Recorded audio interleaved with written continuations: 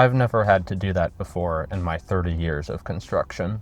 If you've spent any time in a job site trailer, you've definitely heard that sentence. Usually, it's said by a foreman who's been in the field since before you were born. You're just sitting there with a degree and a schedule, and he's sitting there with 30 years of experience in the field. That experience gap is one of the biggest friction points for a construction project manager. The natural reaction is to lead with ego. Try to act tougher than you are to prove that you belong at the head of the table. But in construction, that usually creates more friction than it's worth. Today, I'm talking about how to lead through that gap.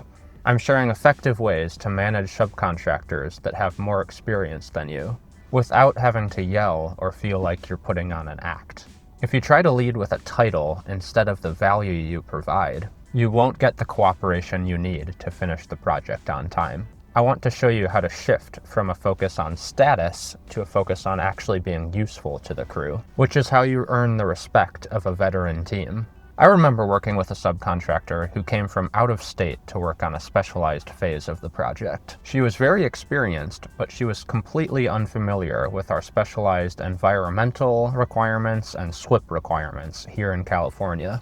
She was adamant that the rules didn't apply to her and her crew because she had never seen them enforced that way. This was a difficult situation where we were at a complete disagreement. I could have turned it into a power struggle over who was in charge, but that wouldn't have kept the site in compliance. Instead, I walked her through the specific local permit requirements. I explained that it wasn't my personal preference or an arbitrary rule that I was making up. It was a non-negotiable requirement for the project to stay open. Once she understood that I was trying to protect the project and her crew from a shutdown, she agreed to comply with the rules. It wasn't about winning an argument, it was about removing an obstacle for the project. But navigating the experience gap isn't just about rules and permits. It's also about how we translate technical data into a format that works for the people in the field. I learned this from a very experienced superintendent on my own team. At the time, I was very focused on the details. I created a very high-level spreadsheet with every detail about a glass order, including every location each piece goes on the building. It included all the information that I needed to manage the order, but it included detail that the field did not need. He told me that the spreadsheet meant nothing to the field crew. He explained that if the information isn't clear and usable at a glance, it's not going to be built correctly. I really didn't understand his point until I started walking the site with him and talking to the installers. It became clear that when somebody is busy and in the middle of a high-pressure workday, they don't have the time to decipher a complex office document. If the information that you provide isn't easy enough to understand in 30 seconds, it increases the risk of mistakes. I realized that my job isn't to be the technical expert on every trade on the site. My job is to be the person that ensures that the work is understood so that it can be completed correctly the first time. I had to learn how to take that data and distill it down into a simple, clear floor plan markup that an installer could look at while holding a drill. I'm interested to hear if you've ever had a foreman or a veteran sub talk to you differently because of your age or your office background. I'd love to hear how you handled that interaction in the comments, so we can all learn how to handle these field experiences. To lead somebody who has more experience than you have to lead as a partner. This isn't about being weak. It's about acknowledging their work while maintaining the project standard. First, when you need to address a problem, you need to involve them in the solution.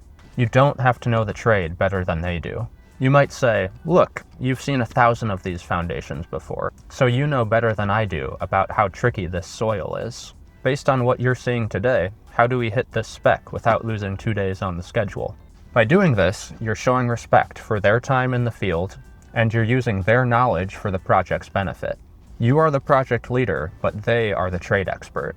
Second, never make a dispute personal. When a sub says, I've never done this in 30 years, remove your opinion from the conversation. Just rely on the project requirements. I've found that it's helpful to say, I understand that this is different than what you've seen on other jobs, but the local jurisdiction here is very specific. I'm not asking for this to be difficult. I'm asking for this so we can move the project forward. I remember a design-build subcontractor who was disorganized and very arrogant. I would point out clear issues in their drawings that didn't align with the project specs or requirements, and they would disagree for months, even when the material arrived on site and didn't fit, requiring a complete reorder.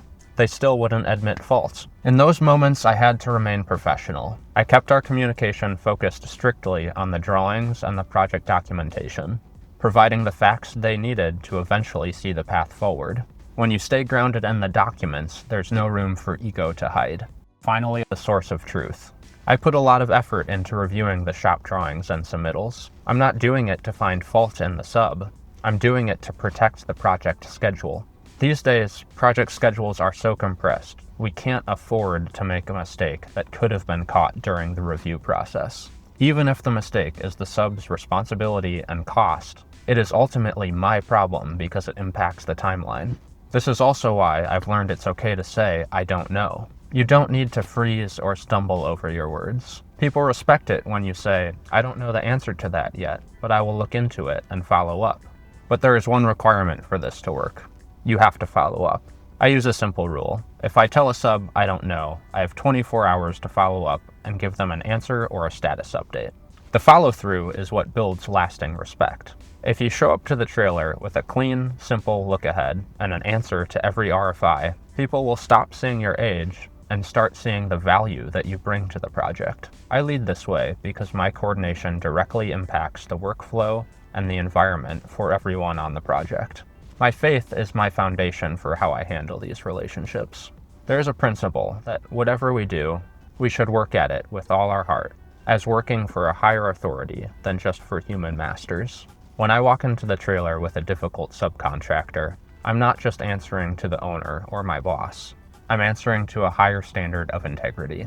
This changes how I handle conflict. It means that I have to lead with a level of integrity that isn't dependent on how the other person treats me.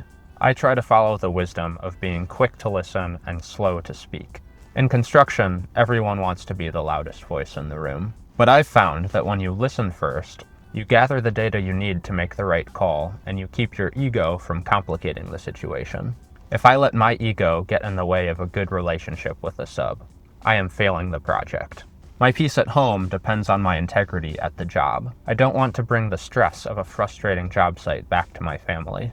I want to know that I treated everyone with respect while still holding the line for the project's success. Leading the project means realizing that the veteran foreman isn't an obstacle to overcome. He is a partner in getting the building finished. You don't need 30 years in the dirt to lead a job site. You just need preparation, humility, and the right systems. Stay prepared and lead with clarity. If you want the specific checklist that I use to make sure my projects stay on track and that I can actually enjoy my weekend, click the link on the screen to watch my breakdown on the Friday afternoon shutdown protocol.